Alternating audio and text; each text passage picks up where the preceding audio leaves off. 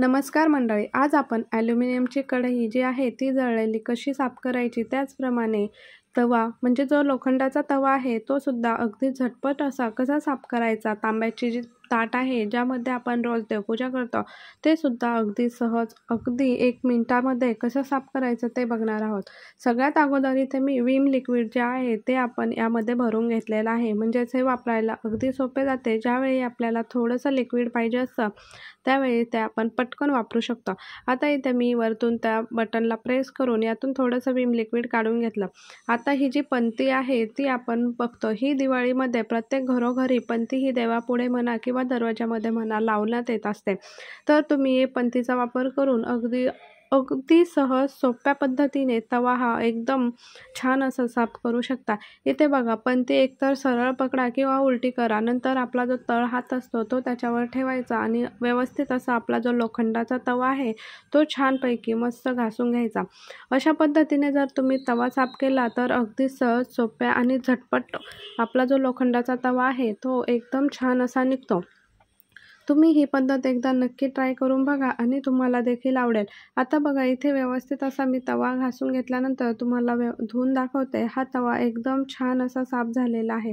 तुम्हाला हा व्हिडिओ किंवा ही पद्धत कशी वाटते हे तुम्ही मला कमेंट करून नक्की सांगा. इथे बघा, मस्त असा चमकदार आपला तवा चमकायला लागलेला आहे. म्हणजे हा जो तवा आहे तुमच्यासमोरच मी घासलेला आहे. बघा किती छान आणि पटकन असा आपला जो तवा आहे तो एकदम छान असा निघालेला आहे. आता यानंतर म्हणजेच कढई, ही जी कढई आहे ती अगदी म्हणजे खूप जास्त प्रमाणात कुठलाही तळणीचा पदार्थ आपण जर केला तर सगळ्या बाजूंनी अशी तेलकट आणि चिकट होते, म्हणजे ही निघत नाही. तर अशा वेळी आपण काय करायचं, जे विमचं लिक्विड असतं किंवा तुम्ही जी साबण जो काही भांडे घासण्यासाठी पदार्थ वापरत असाल तो पदार्थ यामध्ये घालायचा. मी इथे थोडंसं विमचं लिक्विड घालून सगळ्या बाजूंनी याला व्यवस्थित लावून घेतलं, म्हणजेच अगदी झटकन पटकन अशी ही कढई आपली निघेल. आता जी पणती असते आपण देवापुढे दिवा लावण्यासाठी म्हणा किंवा मग दिवाळीमध्ये वापरतो, ती प्रत्येकाच्या घरामध्ये जवळपास असतेच. तर या पणतीने एकतर उलटी करा किंवा सरळ करा, असं फोल्ड करून ही कढई व्यवस्थित अशी घासून घ्यायची, म्हणजेच अगदी छान अशी आपली कढई निघून जाते आणि आपल्याला जास्त वेळही नाही लागत आणि मेहनत देखील नाही लागत. कधीकधी बऱ्याच वेळा असं होतं की ही जी कढई आपण घासणीने घासत राहतो, मग जी घासणी आहे ती सुद्धा बोटाला टोचायला लागते आणि आपल्याला कंटाळा येतो. आता यानंतर व्यवस्थित अशी आपण कढई जी आहे ती व्यवस्थित सगळ्या बाजूने त्या पणतीने घासून घ्यायची आणि यानंतर मग आपण काय करायचं, एक जी आपल्याकडे तारेची घासणी असते एकदा तिच्याने हात फिरवून घ्यायचा, म्हणजे कढई अगदी छान साफ मस्त होते. आता इथे मी तुम्हाला धुवून दाखवते. अगदी 2 ते 3 मिनिटामध्ये आपली कढई बघा किती छान अशी निघालेली आहे. इथे विम लिक्विड वापरल्यामुळे थोडासा फेस झाला होता, मग मी तो सुद्धा इथे थोडंसं साफ करून घेतला.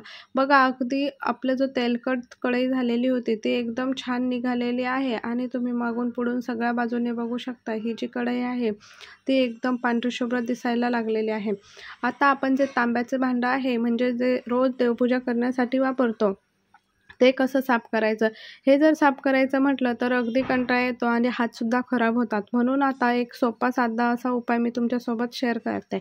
इथे मी अर्धा लिंबू कापून घेतलं, यावर 1 चमचा मीठ घालायचं. मिठाचे प्रमाण तुम्ही कमी जास्त केले तरी देखील चालेल आणि ते जे लिंबू आहे ते व्यवस्थित सगळ्या ताटाला चोळायचं. अगदी तुम्ही ज्या क्षणी लिंबू चोळताल त्या क्षणी हे जे ताट आहे ते अगदी छान असं साफसुथरं होतं. इथे माझं जे ताट आहे मी घरी नसल्यामुळे जरा जास्तच खराब झालं होतं, म्हणून मी आणखी थोडंसं मीठ घेतलं आणि सगळ्या बाजूनी हे व्यवस्थित लावून घेतलं. इथे बघा, लावता क्षणी पूर्ण ताट हे जे आहे ते एकदम क्लीन निघायला सुरुवात झालेली आहे. आता मागून आणि पुढून दोन्हीही बाजूने व्यवस्थित असं आपण जे लिंबू चोळून घ्यायचं आणि लिंबू आणि मीठ हे दोन्हीही बाजूने व्यवस्थित चोळून घेतले की ताट बघा किती चकाचक निघते.